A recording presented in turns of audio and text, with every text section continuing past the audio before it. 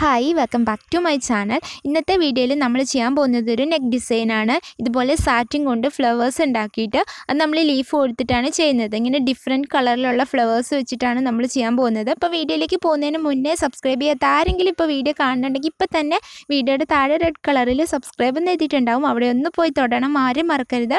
അപ്പോൾ ഇനി നമുക്ക് നേരെ വീഡിയോയിലേക്ക് പോവാം. ഈ ഒരു ഡിസൈൻ നമുക്ക് നമ്മുടെ ടീഷർട്ടിലും കുർത്തിയിലും ടോപ്പിലും ഒക്കെ ചെയ്യാം. അതുമാത്രമല്ല, നമ്മൾ സ്റ്റിച്ച് ചെയ്യുന്നതിന് മുന്നേ നമുക്ക് മെറ്റീരിയലായാലും ഈ ഡിസൈൻ ചെയ്യാം. അപ്പം ആദ്യം നമുക്ക് ഇഷ്ടമുള്ളൊരു ഷേപ്പിൽ ഇതുപോലെ എന്തെങ്കിലും ഒരു ഡിസൈൻ വരച്ചു കൊടുക്കുകയാണ് വേണ്ടത്.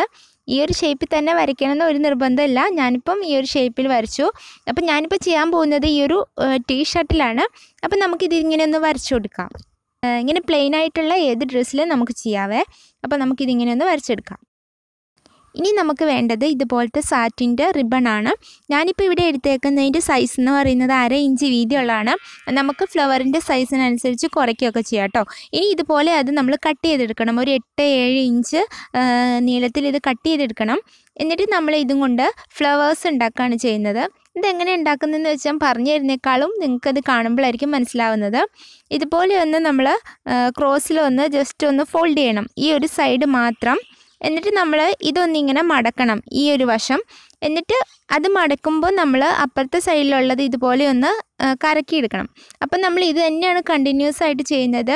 ഇതിങ്ങനെ ഒന്ന് മടക്കുക ചെയ്യുക, എന്നിട്ട് മറ്റേത് നമ്മളിങ്ങനെ ഒന്ന് അതിൻ്റെ ഉള്ളിലേക്ക് ഒന്ന് വെക്കുകയും കൂടി ചെയ്യുക. അങ്ങനെ നമ്മളിത് ഫുള്ളായിട്ട് ചെയ്യാണ് വേണ്ടത്. ഇത് നമ്മുടെ ഇതിൻ്റെ എൻഡ് വരെ നമ്മൾ ഇത് തന്നെ കണ്ടിന്യൂ ചെയ്ത് പോവാണ് വേണ്ടത്. അപ്പം ആദ്യം കിട്ടാൻ പാടാണെന്നുണ്ടെങ്കിൽ കുറച്ചും കൂടെ വീതിയുള്ള റിബൺ എടുത്തിട്ട് അതിനകത്തൊന്ന് ട്രൈ ചെയ്ത് നോക്കിയിട്ട് ഇതിൽ ചെയ്താൽ മതി. അപ്പോൾ എന്തായാലും കിട്ടും. എന്നിട്ട് നമ്മളിതിങ്ങനെ ഫുള്ളായിട്ട് ഇങ്ങനെ ചെയ്ത് പോകണം.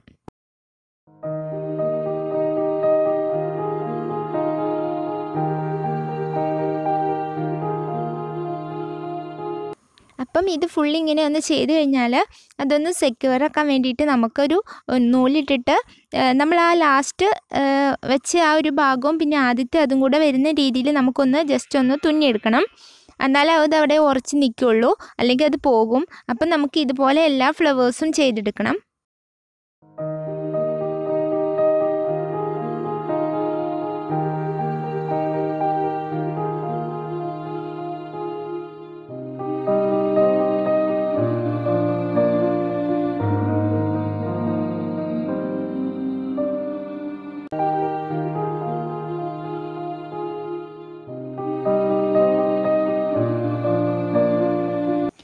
ഇനി നമുക്ക് നമ്മൾ നേരത്തെ വരച്ച അതിൽ നമ്മളിപ്പോൾ ഉണ്ടാക്കിയ ഫ്ലവേഴ്സ് പിടിപ്പിക്കുകയാണ് വേണ്ടത്. നമ്മൾ നീഡിലുകൊണ്ട് തന്നെയാണ് ചെയ്യുന്നത്. ഇതുപോലെ ഒന്ന് വെച്ചിട്ട് അപ്പുറത്തുനിന്ന് നമ്മൾ ഇങ്ങനെ ഒന്ന് തുന്നിക്കൊടുത്താൽ മതി. അപ്പം നന്നായിട്ട് അവിടെ ഇരുന്നോളും. അപ്പം നമുക്ക് എവിടേക്കാണ് വേണ്ടത് അവിടെയൊക്കെ നമുക്ക് ഇതുപോലെ ഒന്ന് പിടിപ്പിക്കാം.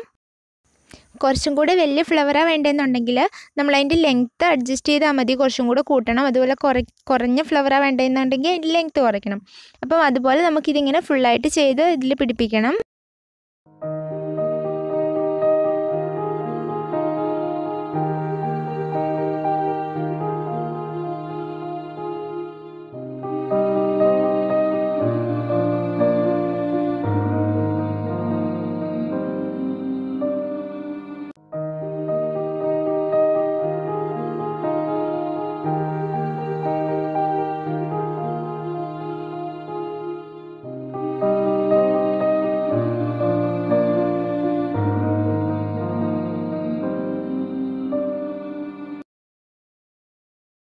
ഇനി നമുക്ക് ബാക്കി നമ്മൾ വരച്ച ഭാഗത്ത് ലീഫ് പിടിപ്പിക്കണം.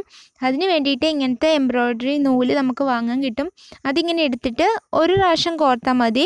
അതായത് 2 ലെയർ വേണ്ട, ഒറ്റ പ്രാവശ്യം ഇങ്ങനെ വെച്ചിട്ട് അതിൻ്റെ എൻഡ് ഇതുപോലെ വെച്ചാൽ മതി. എന്നിട്ട് ഈ ലീഫ് എങ്ങനെ ഉണ്ടാക്കുന്നതെന്നുള്ളത് ഇതിനകത്ത് ജസ്റ്റ് ഒന്ന് കാണിക്കാം.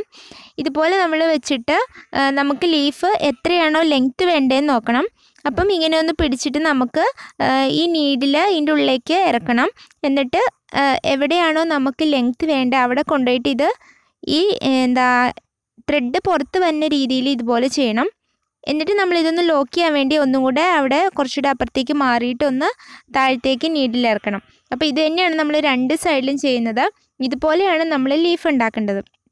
അപ്പോൾ ഇത് കണ്ടു നോക്കുമ്പോൾ കുറച്ചും കൂടെ മനസ്സിലാവും തോന്നുന്നു പറഞ്ഞു തരുന്നേക്കാളും.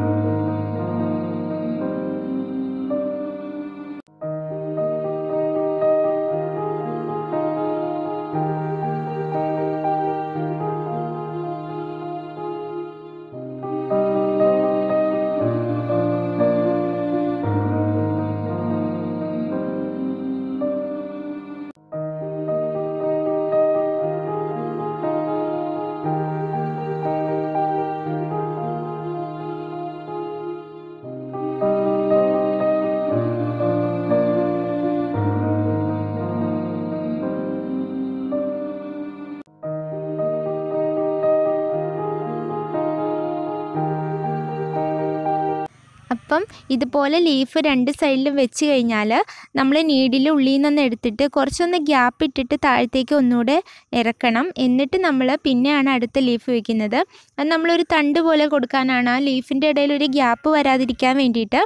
അപ്പം നമുക്ക് ഇത് ഫുള്ളായിട്ട് അങ്ങനെ ചെയ്തെടുക്കാം.